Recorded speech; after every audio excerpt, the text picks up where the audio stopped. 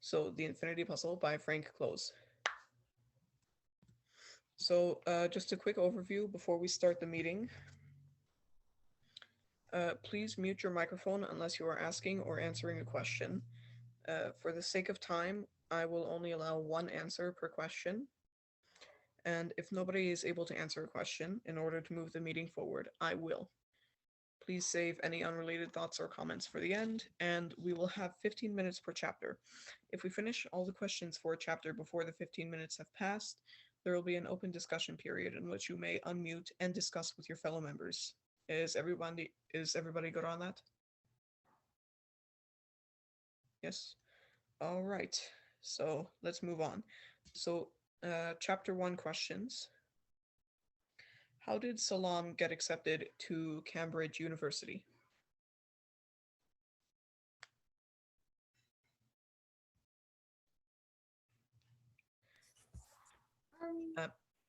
By the way, I'm sharing my screen, so I can't see if you are raising your hand, so you can just unmute and speak.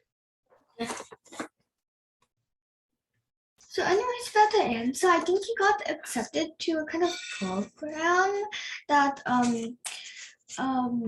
like moved him to Cambridge University. Yeah. Wait. All right. So now question 2. How did the aftermath of the war affect college life for Salam and many others?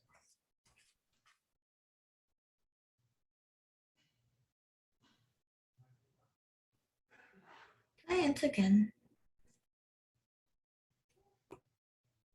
Would anybody like to answer? If not, I will answer. All right. Well, the aftermath of the war affected college life mainly because resources were scarce, so food was a little bit harder to come by. So it really affected living conditions in universities because you had much more limited food. In fact, Salam actually gathered a coupon book that he could use to buy rations. Question number 3. Who were Matthews and Kemmer? Just unmute and answer. They were like two of the like tutors for I think Salam. Yes, good. So Frank Close was featured as a clue to what crossword answer? This crossword was published by The Guardian. It was a clue to the Rice Krispies crossword answer at the bottom of the box. Close. It was a breakfast cereal. Yes, it was cornflakes. Because Frank Close is an anagram of cornflakes. Yeah. Little funny clue. Question number 5. When Oppenheimer calculated the sum of 1 plus half plus quarter plus 1/8, and longer and longer until, well, forever, what was the result that he got? Infinity. Infinity. No, I thought it was 2. Yeah. 1/2 plus 1/3. No, 1 plus 1/2 plus 1/3. No. 1 plus 1. 1, like you can like put it away, then 1/2 plus 1/4 plus 1/8, and so on until like basically and almost infinitely small number equals 2. Because like the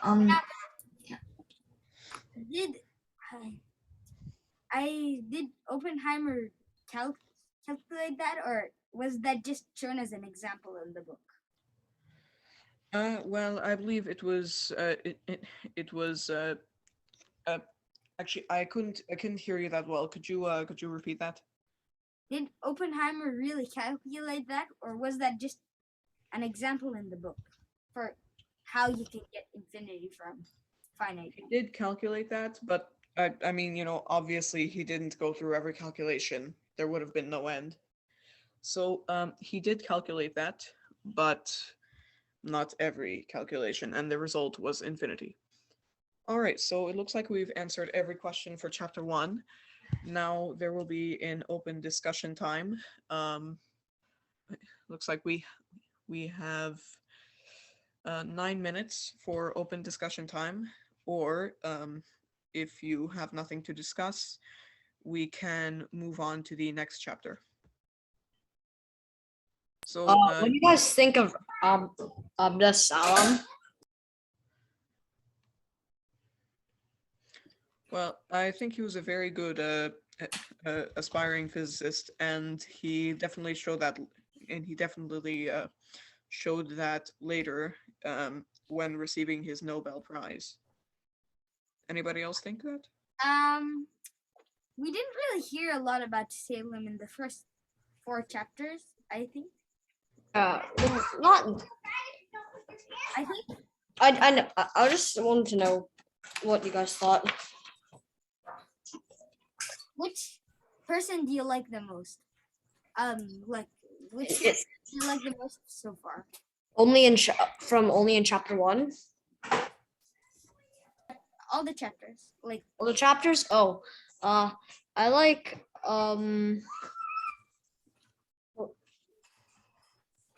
his name is it's one. I literally. Let me think. Sorry. Hamanaga? Huh? Hamanaga? No, I like I'm just looking for it. Well, my favorite definitely has to be Oppenheimer. I Oh. mean, he was the lead on the Manhattan Project. Very good physicist. Although it's close between him and Feynman. I mean, Feynman. Yeah, me too. I like I mean Oppenheimer. There's a book like. Sorry, 1 sec. Feynman is very because he invented the Feynman diagrams. It's very Yes. Yeah, I like Feynman diagrams. They're cool and like. But I think I read a book like Bomb about like the Manhattan Project, and that was good. But- Wait, I like Feynman the most because like his, I think it's called God and Jack or whatever. That is sometimes kind of like mine. Like whenever I'm like, how do I do this? Oh, okay, I'll guess. And then wait. Was the book about the making of the about the atomic bomb? What was it titled? Because I think I might actually have that book right now.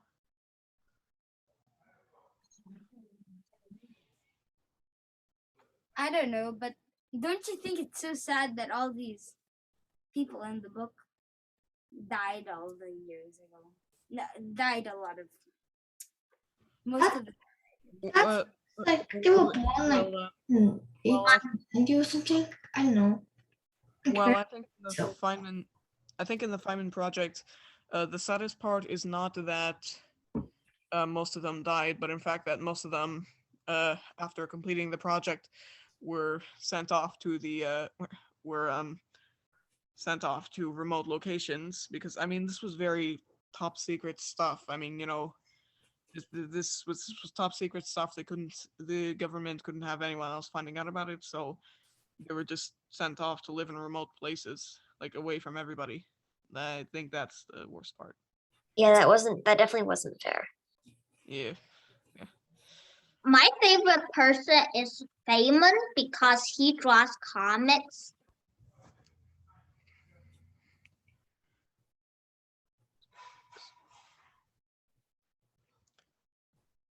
Well, they weren't really comics though. They were They were they kind of like comics though. kind of what like is comics, but they were more pictograms and educational. simplification. Like stick figures. Yes, like simplified, Have you ever tried multiplying with Roman numerals like it mentions in the book? No. I think that would be interesting. How Well, would that work? Yeah, have you tried it, Adam? No. Yeah, But that would be cool. 'Cause, I tried you've tried it, Lawrence? I tried writing the date with it, but I didn't multiply Roman numerals because I think there's a specific way that I have to work it out because it's different from decimals. Yeah, it seems different. It seems a lot different than like anything else. Yeah, but how do you even multiply with Roman numerals? Yeah, like it seems kind of weird. hey, so here's a fun little math question. Do any of you know?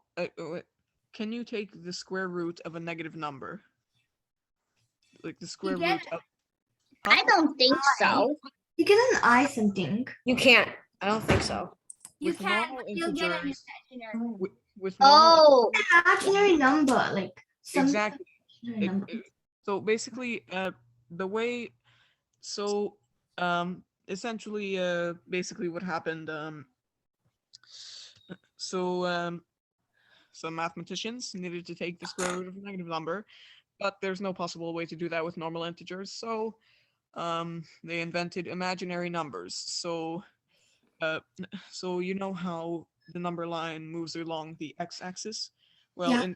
imaginary The numbers. imaginary numbers are like on the y-axis. Yes, so the square root of -1 turns out to be I rather than Root of -4 is just basically like square root of 4 times square root of -1. So then that I think simplifies to 2i. So that's Yeah. 4. Square Mhm. negative 4 is 4. But Hmm? I'm pretty sure that's that, how do you call it? That graph? It's called the complex graph or something like that. But numbers that mix imaginary numbers and real numbers are called complex numbers. I think. Did the book tell about I, J, and K? I think it was another book. Sorry. What's J and K? imaginary numbers. Isn't it just an I? Well, J and K multiplied to -1, 2. Well, you can use J and K, I guess, but I mostly use I, so. yeah, I mean. Alright, well, looks like our discussion time is almost up. So I just have one question. Can anybody see me right now through the camera? Because I'm not, I can't see the Zoom screen. Oh, we can't see you. Your video's off. Oh, Yeah. The videos. You know, you can, I think you can like double click or click escape or I don't know, command thing. And then you can escape from the presentation and then you can go back to Zoom and then you can like start your video. Although I like when I'm sharing, I can still see you guys, like still see people in Zoom because all right.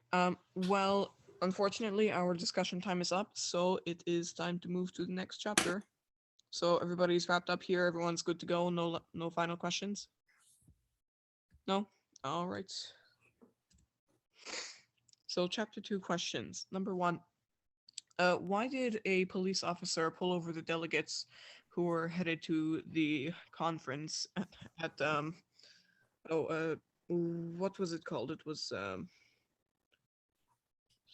I think it was, I don't know what it was called, but the police officer pulled them over to thank them yes. because I think he served. what He served in the war. indirectly. Yes, so he pulled them over to thank them because he was an ex-Marine and he was very thankful for the development of the atomic bomb. So that the war could end, I think. That's Yeah. jumping to conclusions, but All right. And number 2, what did Lamb disprove about Dirac's findings about vacuums? Found Dirac theorem said that the electron gave itself energy, and the Lamb disproved that theorem because the Dirac's findings was about a very ideal state that like the electron, there was nothing else except for the electron, and everything was empty. And Dirac made some assumptions about the environment. You know what's interesting is that how there can be I don't really understand from the book, how can there be virtual particles that bubble in and out of existence and temporarily violate the conservation of energy? All right. So, question number 3, what project was Richard Feynman sent to work on? The atomic bomb, I think. Right, the Manhattan Project, which was the Wait, really? development of. He was? Yeah, he was Yes, sent- the other person, the S person, sorry, I forgot his name, was sent to work on like microwaves and radar, I think. Oh, wait. That was Feynman? So, the name is Schwinger, and the project that Schwinger worked on. We'll talk about that later. That's actually the 5th question right there. So yeah, Richard Feynman was sent to work on the Manhattan Project. So that's the development of the atomic bomb, which played a massive role in World War II. So question number 4, what is the beta function?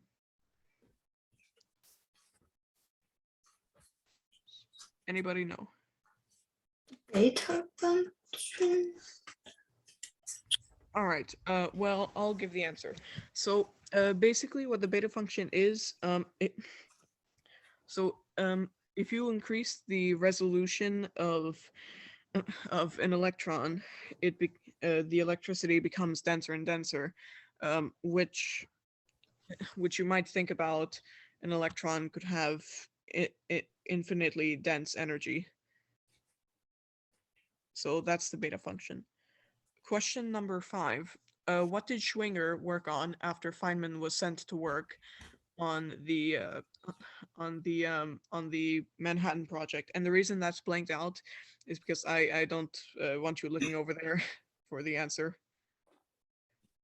I think Springer worked on the theorem that Feynman also worked on later on. I think No. He worked on the microwave and radar project. Yes, he worked on microwave. He worked on the microwave radars. All right. Well, we finished all our questions. Now looks like we have about we have 10 minutes to discuss. Well, actually, it looks like 11 minutes. So feel free to discuss. I'm going to go get a glass of water. I will see you in just a moment. Do you think analogies are dangerous? What? What? Do you think analogies are dangerous, like it said in the book? Oh. Sometimes, like if you have a wrong analogy, but mostly not, I guess. I think analogies are useful but a little limited because they can you can only talk about analogy with what happens in the world. Some things that you cannot describe cannot be described in an analogy because it doesn't really happen a lot. Yeah, I agree with Olivia. If someone follows the analogy too strictly, like nicking the if some person follows the analogy too strictly, it's gonna and it turns out to be wrong, the person will get the wrong idea what to do on the concept. Right. Like for example, the analogy that atoms are like our solar system, with the nucleus being the sun and the electron being the planet.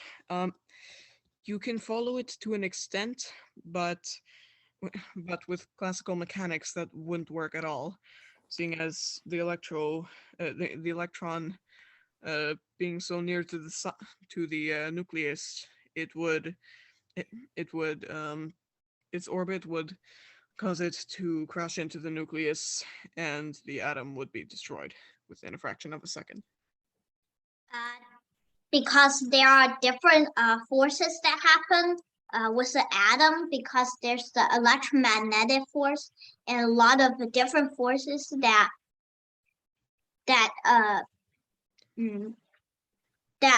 aren't displayed in the planet analogy. Right, and that's why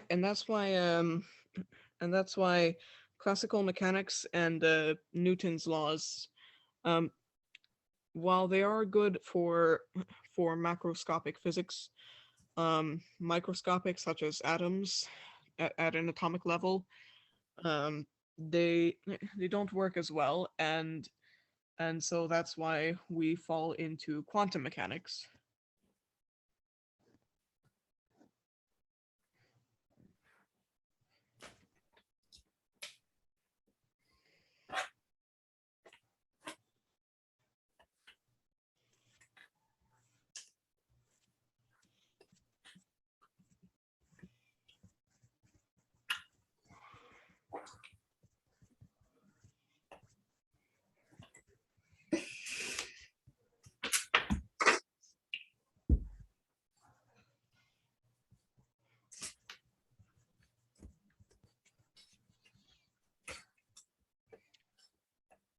If nobody has any further questions, we can just move on to the next chapter.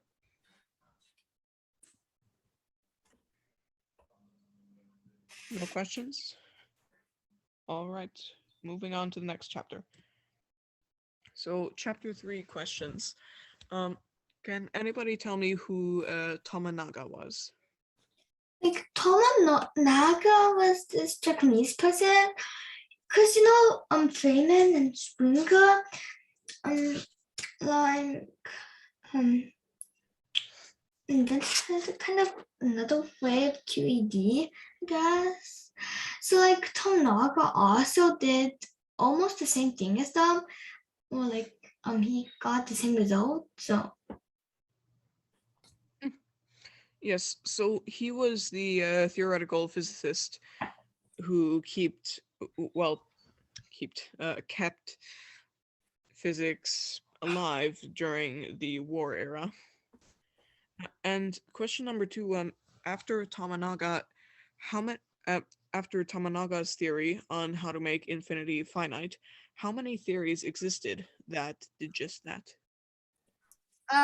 There were 3 theories that made that. I think it was Springer's theory, Tominaga's theory, and Feynman's theory. Is that correct? no, there were 2 because that was after Tominaga. Tominaga was the 3rd one. Yeah, but didn't that that kind of answers the other question. Well, it was 3. Tominaga as well also proposed a theory that made infinity finite, as well as the other 2. So there were indeed 3 theories. Yeah, but that was after Tominaga. Wait, Tominaga was the 3rd one, right? No, I mean like after Tominaga proposed his theory. That's what I'm talking about. Oh. Yeah. So question number 3, who shared the Nobel Prize in physics in 1965? I think Schwinger, the Feynman and Tominaga shared the Nobel Prize, But Dyson, although he was a very significant person, he did not receive the Nobel Prize. One Because moment. you still on like the maximum limit for these people who could get the Nobel Prize at once was 3, and there were 4 people. So Well, yeah. Yeah, there were 4 people who deserved the Nobel Prize, but only 3 could be awarded, and I think everyone got except Ford. Yes. Yeah, so Feynman, Schwinger, and Tominaga shared the Nobel Prize. There would have been 4, but unfortunately, as one of you mentioned, there can only be 3 Nobel Prize winners. So, question number 4. What was the typing error that inclined the audience to come to Dyson's talk? well, it was supposed to like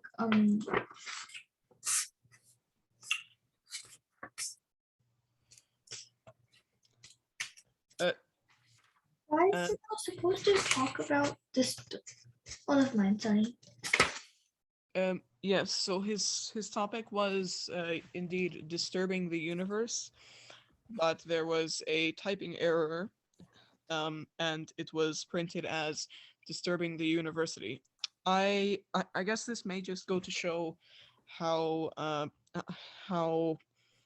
don't know what to describe it, how science can be kind of shadowed over by I don't want to say dumber things, so not dumber things, but like a more, I guess, Rash things. rash things. Yes, that's a good description. But like, it can be overshadowed. Like for example, I actually recently attended a so I recently attended a talk from or a presentation from somebody who worked on the engines for the first landing reusable rocket. And you know where that presentation was held? It was held in a small room at a Duffy's restaurant. But when somebody like the Kardashians, who are famous just for being famous, wants to get up and say something, oh yes, they're given the main stage at Carnegie Hall, and they get this big presentation, microphone, everything, to talk about chicken nuggets. So, I guess it can kind of show how science is often overshadowed by other things. So Science is really overshadowed by other things because it's kind of harder to understand. yeah, mainly. So question number 5.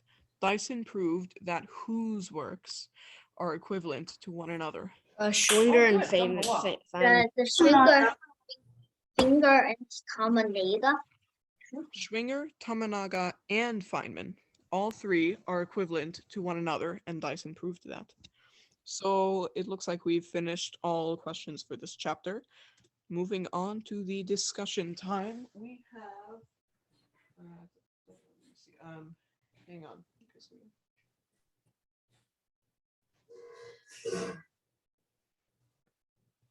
We've got,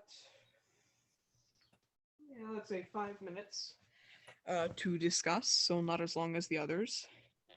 So we have 5 minutes to discuss this chapter. Anybody please unmute and share out whatever you'd like.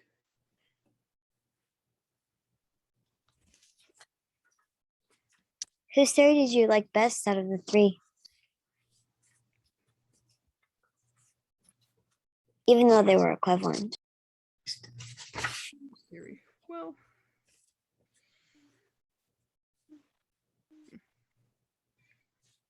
honestly, I would have to think about that. No.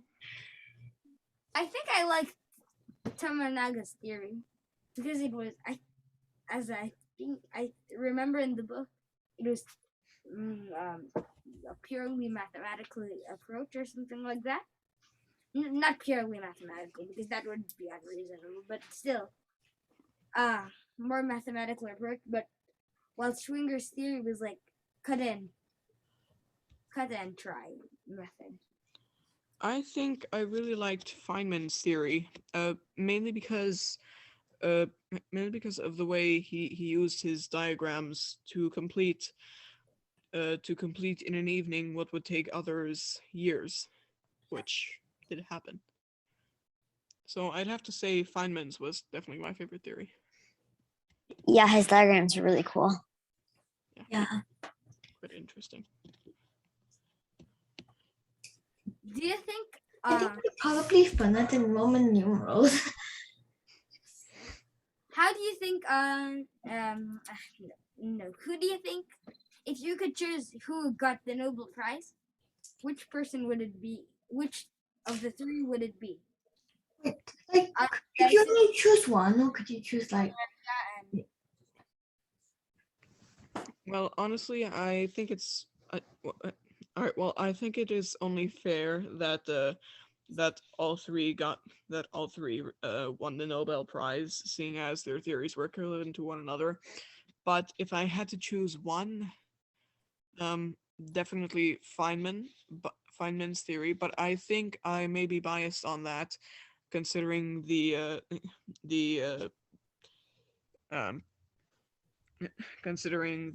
diagrams.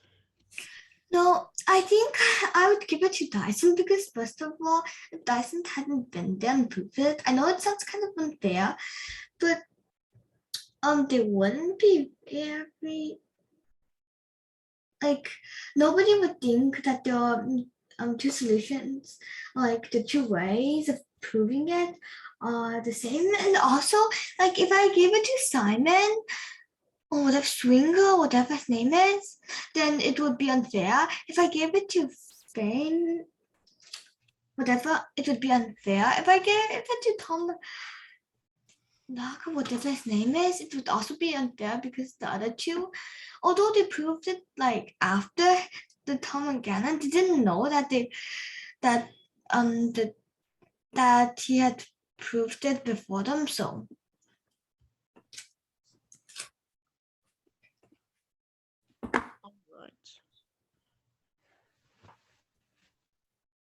All right. Well, we have 2 minutes left in our discussion time. Does anybody have any other questions? I think we should just move on. All right. So moving on to chapter 4. What is the simplest way that infinity can occur, at least in quantum dynamics, quantum mechanics? I think the simplest way. I don't know if this is the simplest, but this is one way. Is that the disturbances from the virtual particles. Not quite. So the simplest way that infinity can occur is if an electron emits a photon and then absorbs it back. oh. So moving on to question number 2. Oh, and sorry about that last little bullet point right there on the bottom. I was going to write another question, but I didn't find any. I couldn't think of any, so just ignore the last bullet point. So number 2, what was Salam's first major where was Salam's first major paper submitted to, and when was it published? I think so. I'm pretty sure. I don't think I know when it was published, but I'm pretty sure Salam he submitted his first major paper to like Cambridge. His first major paper was submitted to a magazine called the Physical Review. Well, not really a magazine, but more of a physics journalism.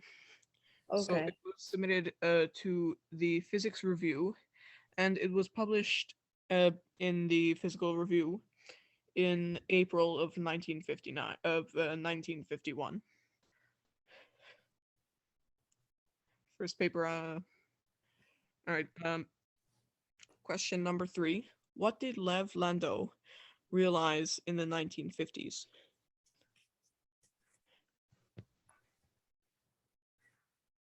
Anybody? All right, I will answer. So Lev Landau realized that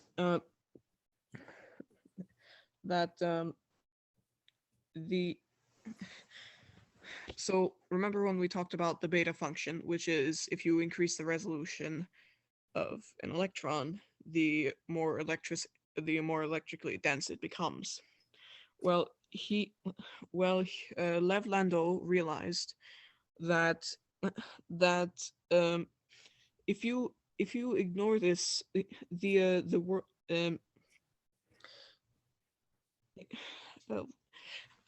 I can't quite remember how to explain it. One moment. I believe it was something about the whirlpools of electricity swirling around it nullify the fact that it has infinite energy, which I think the swirls of the swirls of magnetic decrease the power of the swirls, decrease the more resolution goes in. Yes, I believe that's it. Thank you. So what was the Achilles heel or the downfall of Landau's theory about that?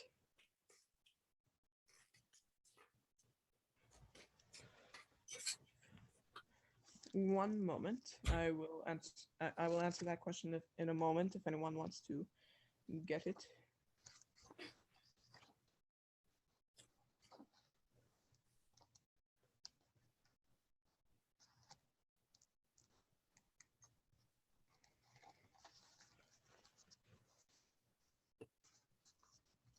All right, give me one moment.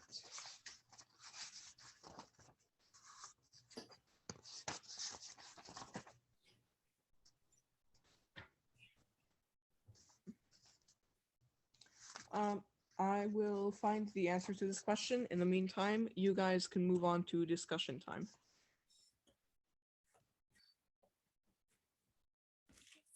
So anybody can just unmute.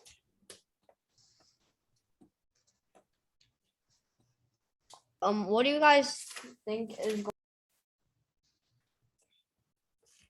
I'll start you off with something. who do you think Ron Shaw is? I think like he's a LAMP student or stuff because it said yeah. Too late with LAMP. Realized them for the what is I think the chief. Well, I mean, sorry, I should have said like, what do you think Ron Shaw accomplished?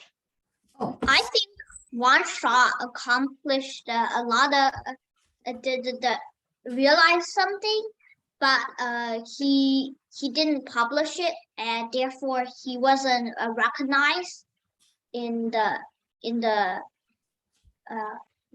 Miller theorem.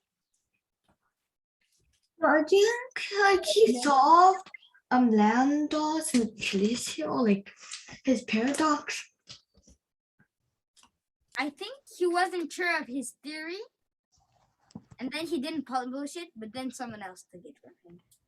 Yeah, I think it was the Lamb-Mills theory, Yang-Mills theory. Yeah,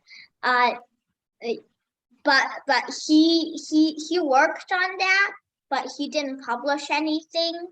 So the teacher called Lamb decided.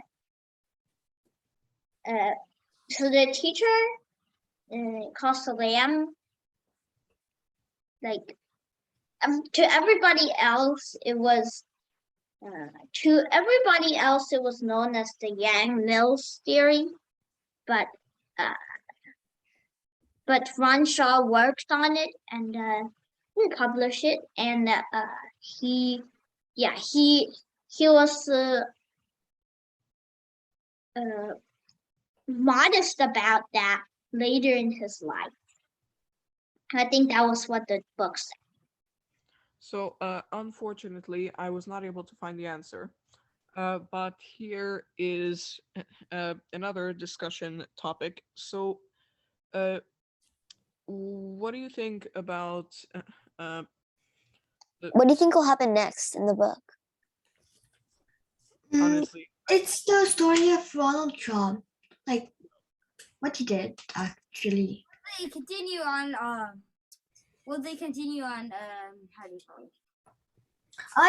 I think they'll continue like in the long term and continue talking about Salam and like the and then the discoveries of um I think they will move into how mass ties within it all.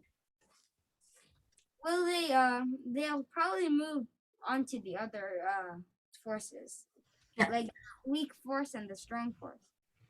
Like it said that there was an unsolved theory on the strong force, and maybe they'll move on to that.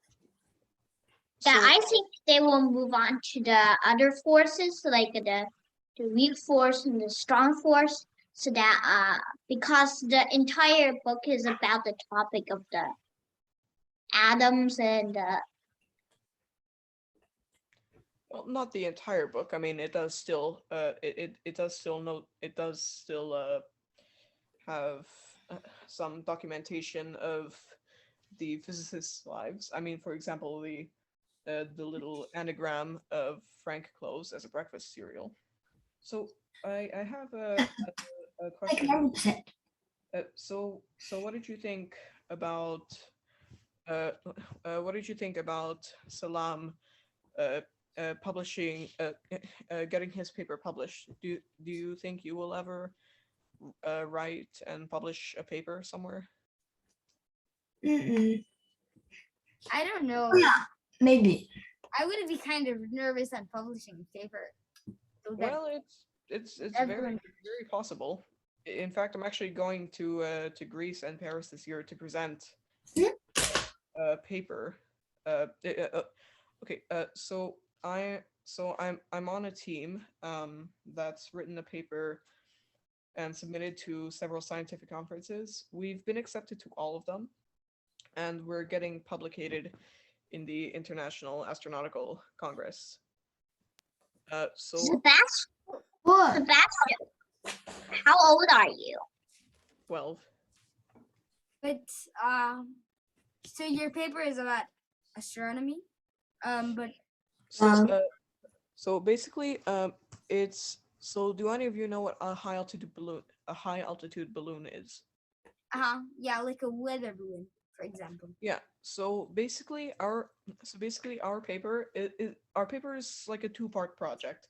So it's the actual writing and paper itself, and the engineering and building of something.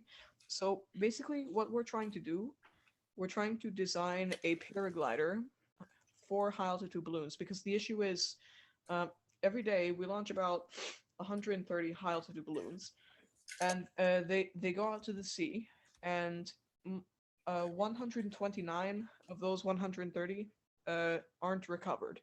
So most of those payloads they just sit in the ocean, and the thing is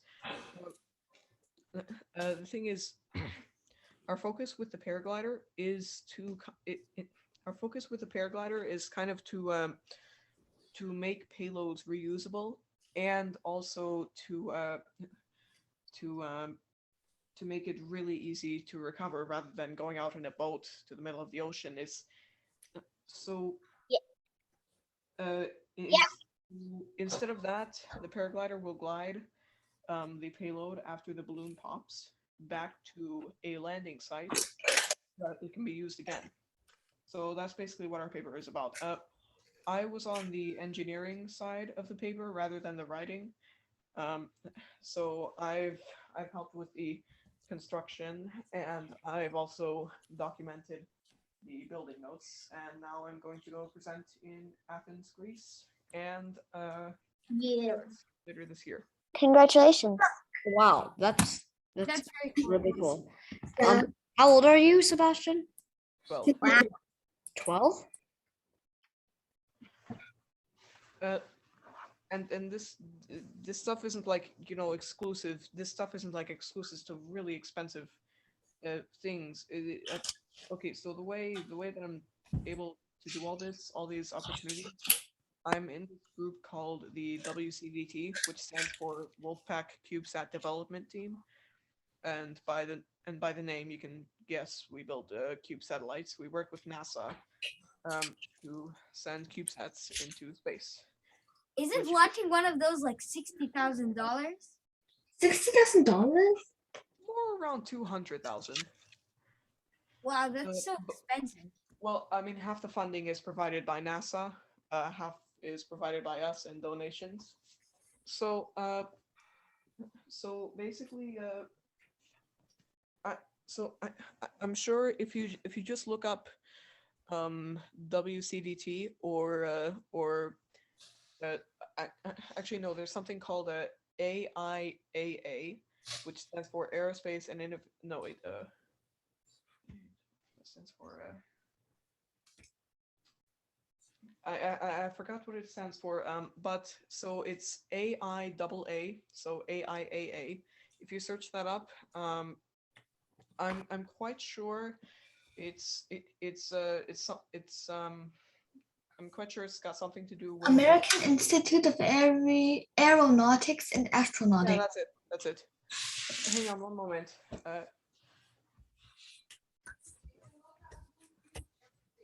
Oh, thanks. Actually, wait. Instead of that, look up Blue. It's called Blue Cube Aerospace. So that's basically what we are there. I'm sure you can find links to the Wolfpack and WCDT. We are kind of based in Florida, but we're looking to we keep doing outreach and expanding our and expanding further, and we plan to become national. So I've the opportunities that this thing can present for you are amazing. For example, recently I've had not recently, actually last year. I've had a meeting with an Amazon Web Services executive. It was a pitch meeting for funding, and I believe it was Amazon Web Services ground stations in order to expand our outreach. So the opportunities that this thing provides you, I cannot list all of them, but I mean, it's just a lot. So if you're into space, if you're into, you know, engineering and stuff like that, definitely look up Blue Cube Aerospace, and you'll find a lot. So, Is that anyways, I'm quite sure that our discussion time has been over for a little while. So moving on to the last slide. Thank you very much for joining us for this book club. For next meeting, just read chapters 5 through 8. We will see you in 2 weeks. And if you have I any have questions, a question. okay. Frank Close has other books, but has a lot of other books actually. But some like I think professors at universities or something like that are required to write a number of publish a number of books. Well, Is that- I don't think professors are required to write and publish books. I think they're just required to write a thesis and a dissertation. Yeah. And Yeah. articles. Not published books, not books, but But like papers. Yeah, definitely. so is that for? You're correct. That's probably for something else. Then. Yeah, I think so. All right. Well, if there are no other questions or comments, I will be closing the meeting. So any questions or comments, ask them now, or you can reach me at sstimble@gmail.com. Nobody else? Alrighty then. I will be closing this. Bye. Thank you. Bye bye. Thank you. Bye, thank I'll you. see you. Bye. Thank you. Thank you. Bye bye. Good night. Okay, bye.